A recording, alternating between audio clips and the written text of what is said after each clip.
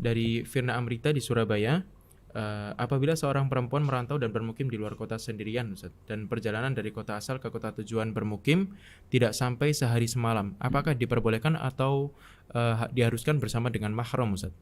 Ya, Tafadhol, Ustaz. dalam agama kita, dalam Islam, ketika seorang wanita muslimah ya dan dia melakukan safar keluar kota atau keluar pulau ya keluar daerah, maka hendaknya dia tetap ditemani oleh mahramnya ya.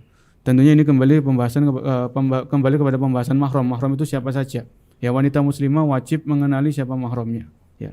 Jadi walaupun safar itu hanya sehari semalam ya, maka tetap di dalam Islam wanita muslimah diwajibkan untuk safar disertai dengan mahramnya, entah itu bapaknya atau suaminya atau kakak laki-lakinya atau adik laki-lakinya atau pamannya ya. Karena ketika seorang wanita muslimah ketika dia safar dan ditemani oleh mahramnya, ini akan lebih menjaga dirinya ya. Kan kita nggak tahu, walaupun di zaman kita alhamdulillah negeri kita aman ya. Sekarang sarana transportasi juga insya Allah itu sangat terjamin keamanannya dan kenyamanannya. Maka ketika kita sebagai kaum muslimin, ketika kita beragama Islam, kita punya aturan, maka kita menjalankan aturan tersebut, yaitu disertai dengan mahram. Dan kita akan mendapatkan pahala dari Allah Subhanahu wa taala ketika kita safar dan disertai oleh mahram kita, karena kita berniat untuk menjalankan perintah Allah dan perintah Rasul sallallahu alaihi wasallam. Ya. Tidak itu, Ustaz, ya. Kalau kan biasanya kalau perempuan itu kadang sama teman, Ustaz. Kalau keluar kota, saya ke luar kota tapi dengan temannya, itu bukan termasuk mahram, Ustaz, ya? Iya, jadi kalau teman sama-sama teman perempuan itu bukan mahram. Hatta sama-sama perempuan kalau sama ibunya, iya, sama saudari perempuannya, sama adik perempuannya itu bukan mahram. Bukan mahram. Ya, karena mahram ini kalau bagi perempuan wajib dari laki-laki. Ya, dari pihak laki-laki yang itu ada hubungan darah dengan si wanita ini. Atau kalau nggak ada hubungan darah, suaminya. Suaminya ini kan otomatis jadi mahramnya. Iya. Jadi tidak bisa sembarangan, Ustaz, ya? Iya. Adapun kalau misalkan kasusnya misalkan seorang wanita muslimah ikut daurah ya. Misalkan dia tinggal di Jogja, ada daurah di Gresik ya. Maka ketika wanita muslimah ini hendak ikut daurah, maka ketika dia perjalanan safar dari Jogja ke Gresik, dia ditemani mahramnya. Adapun ketika dia di Gresik, kan di situ banyak wanita-wanita muslimat, teman-teman ketika daurah, maka bisa ditinggal sama mahramnya. Nanti ketika pulang dijemput lagi. Jadi seperti itu, sama seperti santri-santriwati ketika mereka mondok ya. Ketika mereka berangkat ke pondok, atau ini kan biasanya anak-anak pondok ini libur ya. Jadi ketika mereka pulang harus mereka dijemput sama mahramnya. Jangan pulang sendiri-sendiri ya. Jadi ketika mereka pulang dijemput, nanti ketika mereka waktu masuk sekolah, waktu masuk ya pembelajaran, maka mereka diantarkan lagi sama mahramnya. Ketika sampai di pondok sudah diserahkan kepada musyrifah, pembimbingnya biasanya. Yang di situ insyaallah mereka juga amanah. Ya, wallahu a'lam bishawab. Nah,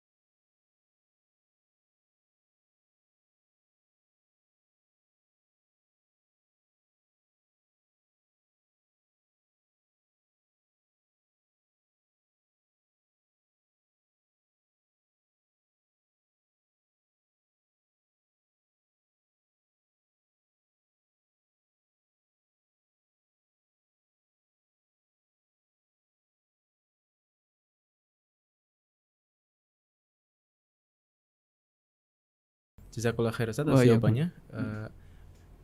Kami ingatkan kembali bagi para penonton live dari Surabaya Mengaji, jika berkeinginan untuk datang ke Pasar Kaget dari Surabaya Mengaji, bisa langsung datang ke Mama Cai Deli di Jalan Untung Suropati nomor 84 Surabaya. Baik, kita lanjut ke pertanyaan selanjutnya Ustaz. Ya, silakan. Dari Santia Oktavera di Riau Ustaz. Masya Allah, dari ya. Nah Ustaz, jauh-jauh Masya Jauh. Allah. Baik, bagaimana menguatkan niat untuk memperbaiki akhlak kepada orang tua Ustaz? Terkadang rasanya susah untuk mengontrol pada suara, karena mungkin zaman sekarang itu Ustaz ya, lebih keras gitu ya. Lebih keras. Itu Iya. bagaimana Ustaz? Iya, untuk saudara siapa tadi dari Santia Oktavera Ustaz. Iya, dari Dari saudari Santia ya, dari Riau. Jadi bagaimana caranya agar kita bisa menjaga adab kepada kedua orang tua kita, ya. Dalam hal ini supaya kita sebagai seorang anak bisa menjaga adab kepada kedua orang tua kita, maka tentunya yang pertama itu sering kita sampaikan itu berdoa, ya. Jadi doa ini jangan paling terakhir. Doa ini kalau bisa di paling depan, nomor 1, ya. Kenapa kita perlu berdoa? Ya karena kita manusia ini makhluk yang lemah. Kita nggak bisa apa-apa kecuali atas pertolongan dari Allah Subhanahu wa taala, termasuk mempraktekkan adab. Termasuk dalam mengamalkan adab sehari-hari, ya, termasuk adab kepada orang tua. Kita nggak mungkin dan tidak akan mampu melakukannya kecuali atas pertolongan dan kemudahan dari Allah Subhanahu wa taala. Sehingga yang pertama, maka sering-sering kita berdoa, ya Allah mudahkan saya untuk menjaga etika di hadapan orang tua saya. Ya, pakai bahasa Indonesia, mau pakai bahasa Jawa, mau pakai bahasa Melayu, silakan. Kalau memang kita belum mampu menghafalkan doa dalam bahasa Arab. Ya, ini yang pertama. Kemudian yang kedua, untuk saudari yang bertanya dari Riau, yang kedua agar kita bisa menjaga adab, maka kita ingat lagi bahwasanya orang tua ini adalah orang yang memiliki jasa yang besar terhadap diri kita, ya. Jadi orang tua ini sangat-sangat memiliki andil yang sangat besar dalam kehidupan kita, ya. Bahkan Allah Subhanahu wa taala itu mengiringkan perintah untuk bertauhid dengan perintah berbakti kepada orang tua. Wa qadara rabbuka alla ta'budu illa iyyah wa bil walidaini ihsana. Dan Allah Subhanahu wa taala telah mewajibkan kepada engkau, kepada umat Islam, kepada orang-orang beriman agar engkau tidak beribadah kecuali kepadanya. Wa bil walidaini ihsana, dan berbuat baiklah kepada kedua orang tuamu, ya. Jadi kita ingat kedudukan orang tua kita, ya. Orang tua kita yang punya jasa yang besar, ya. Mereka, kalau ibu kita, dia yang melahirkan kita, ya, dia yang mengandung, kemudian melahirkan, kemudian menyusui kita, ya, kemudian mendidik kita.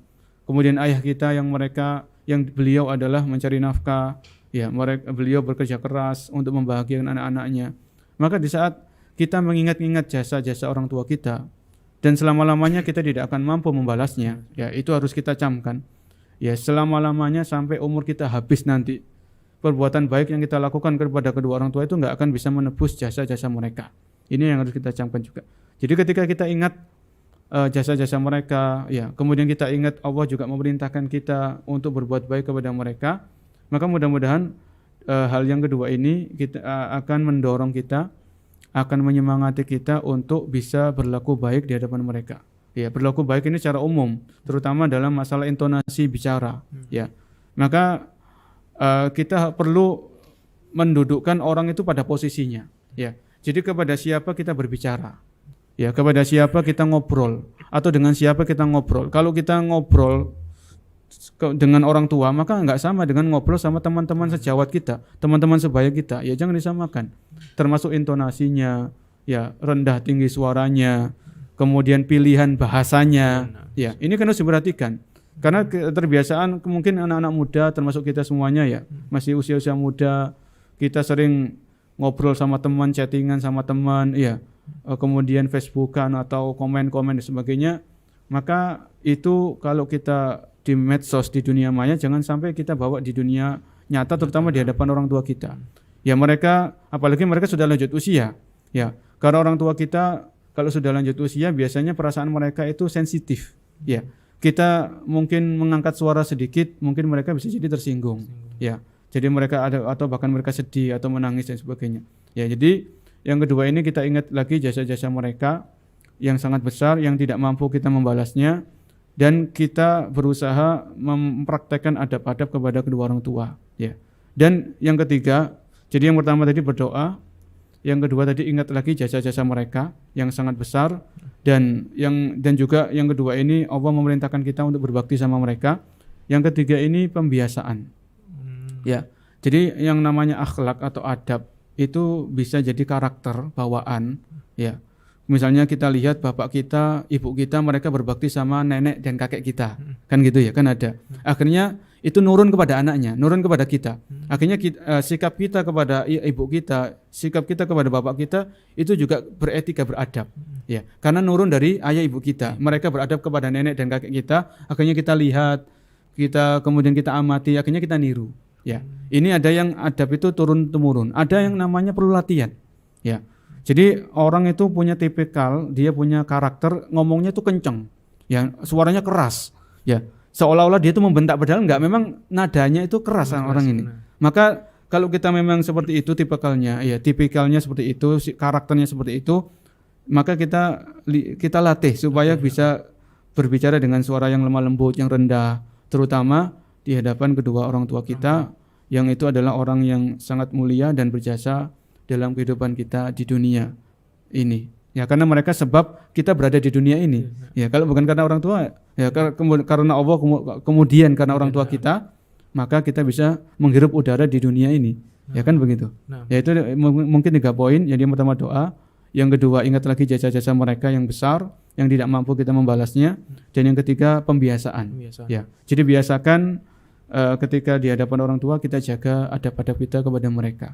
Masya Allah. Wallahu a'lam bishawab. Jazakallah khair Ustaz. Iya. Masya Allah jawabannya. Masya Allah. Lanjut ke pertanyaan selanjutnya Ustaz. Iya, silakan. Baik. Ini Ustaz, terkait dengan suami istri Ustaz. Bagaimana dari Rukmini Ustaz di Mataram. Bagaimana adab atau cara membangunkan suami untuk sholat tahajud Ustaz? Nah, ini bagaimana Ustaz? Karena kan kalau istri mungkin belum tahu Ustaz ya. Asal digoyang-goyang aja suami, atau mungkin ya naudzubillah disiram setiap air gitu. Nah, ini bagaimana Ustaz? Tafadhol Ustaz.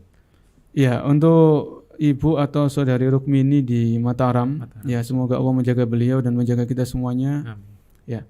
Ketika seorang istri memiliki niat yang baik, ya, dia pengen membangunkan suaminya untuk melaksanakan ibadah sholat malam, sholat tahajud. Ini adalah niat yang baik yang perlu diapresiasi, ya, yang perlu disyukuri, ya, karena bisa jadi istri yang seperti ini sedikit langka, ya, di dunia ini, bisa jadi wallahu alam. Jadi ketika seorang istri memiliki niat yang baik, niat yang mulia, ingin membangunkan suaminya, itu merupakan suatu yang patut disyukuri, ya, ya, dan memohon kepada Allah untuk bisa istiqomah. Kemudian bagaimana caranya untuk bisa membangunkan suami dalam sholat malam? Yang pertama, ini bisa terjadi diskusi terlebih dahulu dengan suaminya. Jadi sebelum suami itu tidur atau istirahat, maka perlu adanya kesepakatan misalnya, ya.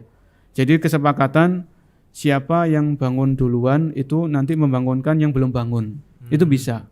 Ya, misalnya kalau istrinya bangun duluan, maka otomatis dia, ya, dituntut atau dia terdorong untuk membangunkan suaminya yang belum bangun, ya. Atau suaminya yang bangun duluan itu nanti membangunkan istrinya yang belum bangun. Dan ini termasuk firman Allah Subhanahu wa taala, wa ta'awanu 'alal birri wat taqwa. Dan tolong menolonglah kalian dalam kebaikan dan ketakwaan, ya.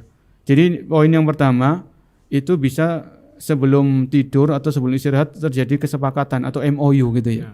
Jadi gimana nanti siapa yang bangun duluan itu membangunkan yang belum bangun, ya. Kemudian yang kedua, cara membangunkan suami kalau misalnya istrinya ini bangun duluan, bagaimana caranya, ya. Maka dalam sebuah hadis Nabi kita Muhammad SAW, beliau pernah bersabda, ya, rahimallahum ra'atan qamat minal laili fa shallat, ya, wa aiqadat zaujaha fa in abat nadha fi wajhil ma. Jadi Rasulullah pernah mendoakan, ini bayangkan, ya, ini luar biasa. Doanya Rasulullah kan pasti dikabulkan oleh Allah Subhanahu wa taala. Doanya beliau apa? Semoga Allah merahmati seorang wanita, ya, yang dia bangun di waktu malam. Ya, bangun ini untuk sholat malam, ya, bukan untuk jawab WA dan sebagainya, bahkan untuk medsosan. Jadi bangun di waktu malam untuk sholat, untuk beribadah kepada Allah. Kemudian setelah dia sholat, dia membangunkan suaminya. Jadi bangunkan suaminya, ya. Kalau suami fa in aba nadohat fi wajhil ma. Kalau suaminya ini enggak mau bangun, maka si istri ini mengambil air dan dipercikkan ke wajahnya. Jadi airnya jangan banyak-banyak, bukan satu gayung gitu ya. Disiram nanti basah, ini bukan malah membangunkan, ini malah jadi cekcok dan sebagainya, bertengkar ya. Jadi cukup air ya, satu genggam air atau dipercikkan ini ya. Itu insya Allah dengan hal itu mudah-mudahan suaminya ini mau bangun. Dan itu sudah didoakan oleh Nabi. Semoga Allah merahmati seorang wanita yang bangun di waktu malam. Dia sholat, kemudian dia nggak egois. Yang penting saya sholat, yang penting saya sudah dapat pahala. Nggak mau tahu suami saya, nggak mau bangun seperti itu. Dia membangunkan suaminya. Kalau suaminya nggak mau bangun, maka dipercikan ke wajahnya air. Ya ini caranya. Ini cara yang telah ditunjukkan oleh Nabi SAW 14 abad yang lalu. Ya. Jadi bisa dipraktekkan dan tentunya sesuai dengan kesepakatan. Jadi kalau bisa sebelum tidur, ya Mas atau Bang gitu ya. Kalau nanti saya bangun duluan, misalnya saya sholat tahajud, nanti saya selesai sholat tahajud, nanti saya bangunkan sampean gitu ya. Saya bangunkan jenengan. Ya kalau sampean nggak bangun nanti saya percikan, jangan marah ya. Itu terjadi kesepakatan enak. Ya kalau bisa hitam di atas putih dipasang di kamar tidur gitu ya. Kan enak. Jadi nanti kalau suaminya bangun marah-marah kan, ini kan sudah perjanjian. Ya. Jadi insya Allah rumah tangga yang seperti ini itu rumah tangga yang dijaga oleh Allah Subhanahu Wa Taala. Ya. Karena istrinya wanita salehah insya Allah dan suaminya juga mau untuk diajak bertakwa, mau untuk diajak bersungguh-sungguh dalam beribadah, terutama sholat malam ya. Wallahu a'lam bishawab itu. Masyaallah. Jazakallahu khair Ustaz atas jawabannya Ustaz. Masyaallah. Masih di Taji, tanya jawab Surabaya Mengaji. Tanya jawab Surabaya Mengaji. Ana jadi grogi Ustaz ini. Tenang. Iya. Masya Allah. Dan Ana ingatkan bagi para pemirsa di live YouTube Surabaya Mengaji yang ingin bertanya bisa langsung berkomentar di live YouTube Surabaya Mengaji. Baik. Ada pertanyaan di live YouTube Surabaya Mengaji Ustaz. Iya, silakan. Dari Tommy Ustaz. Bagaimana cara seorang yang baru belajar agama untuk mencari tahu apakah ilmu yang didapat sudah benar ataupun belum, atau ada pendapat yang lain Ustaz? Tafadhol Ustaz. Ya baik, dari saudara kita, dari rekan kita Tommy di Surabaya ya. Semoga Allah menjaga beliau dan menjaga kita semuanya. Bagaimana caranya untuk penuntut ilmu yang pemula ya. Jadi orang yang mungkin baru hijrah atau baru kenal baru dapat semangat untuk belajar agama. Bagaimana cara mengetahui apakah ilmu yang sudah kita pelajari, ilmu yang sudah kita dapatkan itu sudah benar atau belum gitu ya. Ya seperti itu. Nah, Ustaz. Jadi dalam hal ini kita sebagai seorang muslim ya, dari manapun kita berasal, apapun warna kulit kita, apapun bentuk rambut kita, maka kita seorang muslim ini sudah memiliki pedoman ya. Pedoman dalam kehidupan kita di dunia untuk meraih kebahagiaan di akhirat, di dunia dan di akhirat. Yaitu pedoman kita yang pertama adalah Al-Quran ya. Ini jelas karena Al-Quran ini berisi hidayah, berisi petunjuk ya. Jadi kalau kita baca Al-Quran terutama dalam bulan Ramadan ini jangan hanya dibaca, kalau bisa sambil ditadaburi, dipahami, direnungi dan sebagainya. Kemudian pedoman hidup kita yang kedua setelah Al-Quran adalah sunnah Rasul, yaitu hadis-hadis Nabi Muhammad SAW ya. Ini pedoman kita yang kedua ya. Dan ini dua pedoman ini tidak mungkin bertabrakan, tidak mungkin bertentangan. Jadi nggak mungkin ada ayat Al-Quran yang bertentangan dengan hadis. Tidak mungkin ada hadis yang bertentangan dengan Al-Quran. Kemudian yang ini yang tidak kalah pentingnya, yang ketiga adalah pemahamannya. Ya. Jadi kalau kita belajar Al-Quran, belajar hadis, maka pemahamannya siapa? Ya. Kalau kita merujuk kepada pemahamannya, harus pemahaman para sahabat, para salaf ya, orang-orang soleh sebelum kita, para sahabat. Kemudian generasi setelah mereka para tabi'in, kemudian generasi setelahnya para tabi'ut tabi'in ya. Jadi kalau ilmu yang kita pelajari, ilmu yang kita dapatkan, ilmu yang kita dengar, ilmu yang kita catat itu sudah bersumber dari dua, yaitu Al-Quran dan Sunnah, dan dipahami dengan pemahaman para sahabat, maka insya Allah ilmu yang kita pelajari itu adalah ilmu yang sudah di atas petunjuk ya. Adapun kalau ilmu itu hanya perkataan ini, perkataan orang-orang barat, perkataan orang-orang yang walaupun profesor ya, tapi kalau dari orang barat apalagi nggak bisa bahasa Arab, ya itu bukan ilmu yang dikhawatirkan, itu ilmu yang bukan di atas petunjuk Allah Subhanahu Wa Taala. Ya padahal ketika kita sholat kita sering minta dan kita pasti minta kepada Allah, ihdinas siratal mustaqim.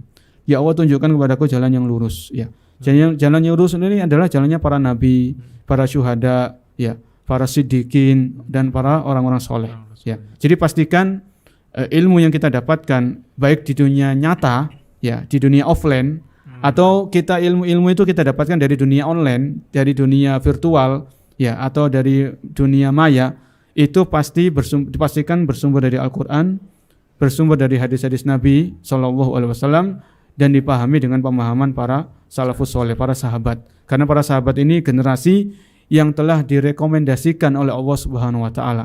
Radhiyallahu anhum. Allah ridho kepada mereka. Ya, waradu'an, dan mereka ridho Allah sebagai Rabb mereka. Ya. Dan juga Nabi bersabda sallallahu alaihi wasallam, khairun nasi qarni. Ya, sebaik-baik manusia adalah manusia yang hidup di zamanku, kata Nabi. Yang hidup di zaman beliau siapa? Para sahabat. Summa ladina yalunahum, kemudian generasi setelah mereka, ya, para tabi'in. Summa ladina yalunahum, kemudian generasi setelah mereka tabi'ut tabi'in. Ya. Ini adalah panduan bagi kita semuanya kalau kita penuntut ilmu pemula dalam belajar agama. Ya, tetap semangat, tetap istiqomah dalam belajar agama, karena belajar agama ini tidak ada batas akhirnya sampai kita diwafatkan oleh Allah Subhanahu Wa Taala. Jadi tidak bisa sembarangan, Ustaz. Iya, nggak bisa sembarangan. Nanti kita malah tersesat dari jalan yang lurus. Ya. Iya, Ustaz, Masya Allah. Iya. Jadi bagi para jamaah yang bertanya ini, khususnya saudara Tommy, bisa langsung ya WA ke admin Surabaya Mengaji untuk gabung di grup Surabaya Mengaji ya, biar bisa dapat konten terus dari Surabaya Mengaji, insya Allah di atas jalan yang lurus. Masya Allah. Tapi Ustaz, pertanyaan selanjutnya Ustaz dari YouTube juga, dari saudara kita Imam Robbani, apakah menyerahkan zakat Ustaz harus diperbolehkan langsung kepada orang miskin Ustaz, ataukah melalui amil zakat? Iya. Tafadhol Ustaz. Dengan saudara Imam Robbani, di mana ini? Nggak disebutkan? Nggak disebutkan. Iya. Ustaz. Baik, untuk bapak atau saudara Imam Robbani yang dimuliakan oleh Allah Subhanahu Wa Taala, dan juga para pemirsa sekalian yang dimanapun Anda berada. Adapun ibadah yang namanya zakat, ya, baik itu zakat mal ataupun zakat fitrah, kan zakat ini ada dua, ya, ada zakat mal, ada zakat fitrah. Apakah boleh kita orang yang wajib zakat itu menyerahkan langsung kepada orang fakir miskin tanpa melalui amil zakat? Maka jawabannya sejauh yang kami ketahui, karena kami keterbatasan ilmu juga, itu boleh, ya. Dan itu akan dalam satu sisi itu menjaga privasi orang miskin atau orang fakir yang kita santuni. Ya.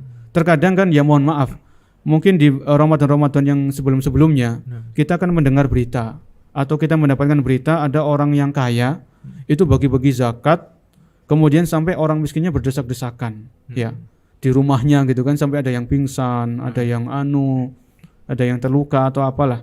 Maka ini di satu sisi itu nanti orang miskin ini nggak terjaga privasinya, maka dia ketahuan, ya, atau yang misalnya, maka diperbolehkan untuk orang yang memang dia diwajibkan zakat, ya sudah, kalau zakat mal itu kan ada sampai nisab dan haulnya, atau zakat fitrah nanti itu dibayarkan H-2 sebelum hari raya, ya, H-2 hari raya Idul Fitri, itu bisa kita langsung kasihkan kepada fakir miskin yang bersangkutan. Kalau kita memang kita tahu dengan pasti, dengan yakin orang ini fakir miskin, maka kita sampaikan. Itu sudah menggugurkan kewajiban kita. Ya. Dan insya Allah itu lebih dekat dengan keikhlasan dan lebih menutup kehormatan orang yang tadi. Ya, privasinya terjaga orang miskin ini, orang fakir ini terjaga. Wallahu a'lam bishawab. Baik, jazakallahu khair Ustaz atas jawabannya. Masya Allah. Berlanjut ke pertanyaan selanjutnya Ustaz. Iya. Dari Ahmad Hadi di Malang.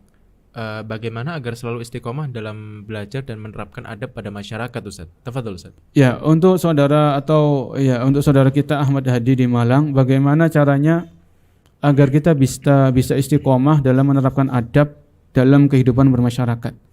Ya, untuk istiqomah ini tentunya sesuatu yang besar dalam Islam, ya, anugerah yang besar. Maka sekali lagi kita ingatkan, untuk bisa istiqomah itu tentunya yang pertama itu doa, ya. Ini doa ini jangan kita lepaskan. Doa ini jangan kita bermalas-malasan dalam melakukannya. Ya, doanya bagaimana?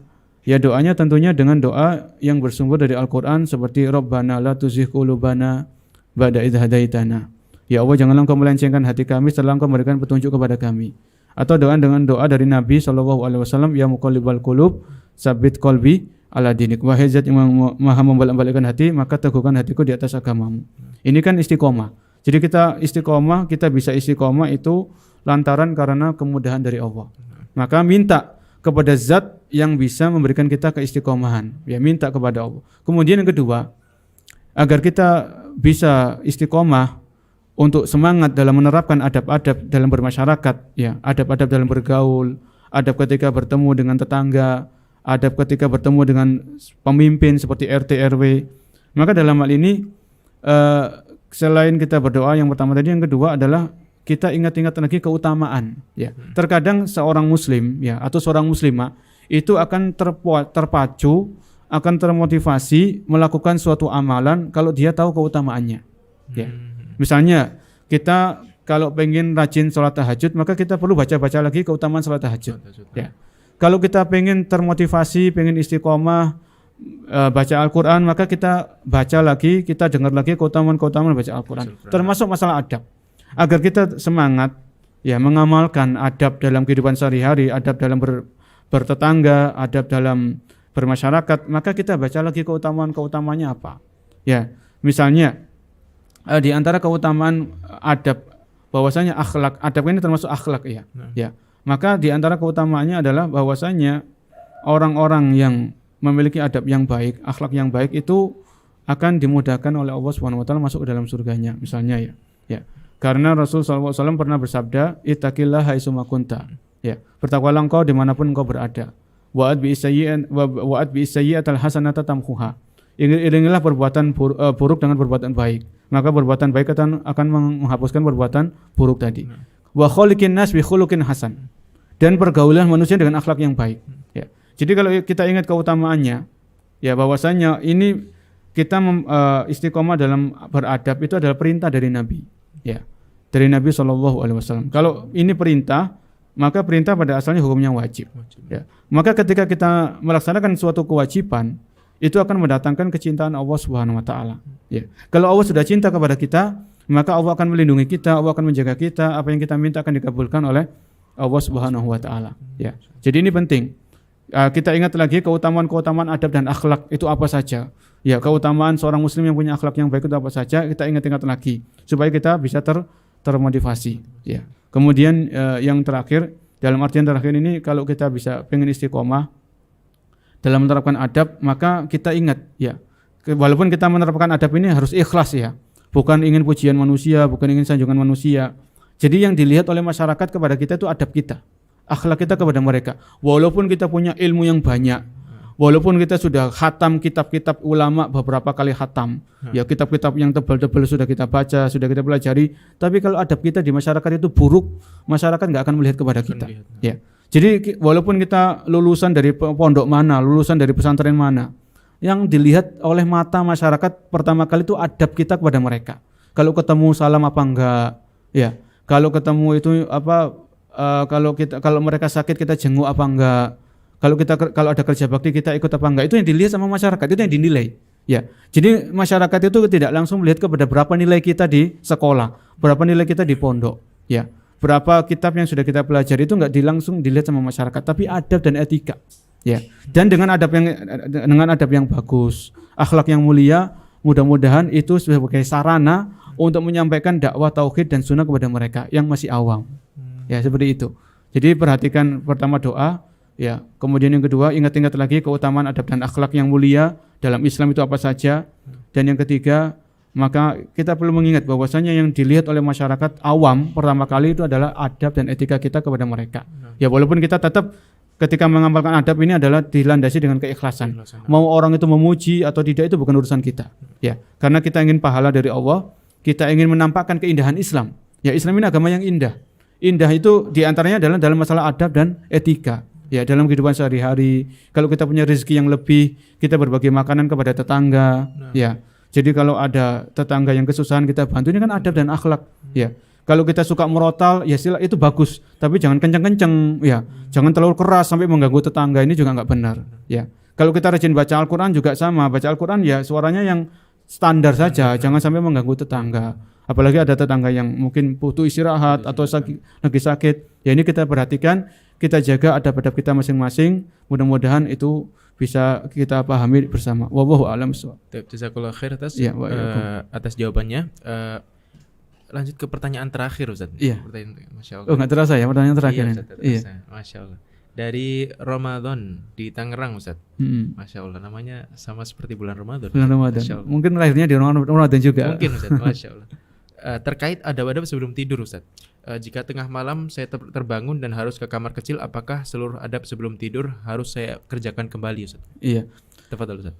Untuk saudara Ramadan di Tangerang, semoga Allah memberikan ke beliau keistiqomahan dan kepada kita semuanya. Amin. Ketika seorang muslim atau seorang muslimah ya, itu hendak tidur, itu kan ada adab-adabnya. Nah. Dan ini alhamdulillah insyaallah kita, kebanyakan kita sudah banyak yang tahu. Ya. Di antaranya misalnya baca ayat kursi, berwudu, ya. Kemudian membaca Al-Ikhlas, Al-Falaq, An-Nas dan doa-doa tidur yang lain.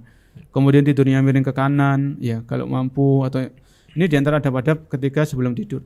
Nah, pertanyaannya yang ditanyakan ketika kita terbangun di malam hari, di tengah hari ya, di tengah-tengah malam karena kita mungkin pengen buang air kecil atau pengen buang hajat.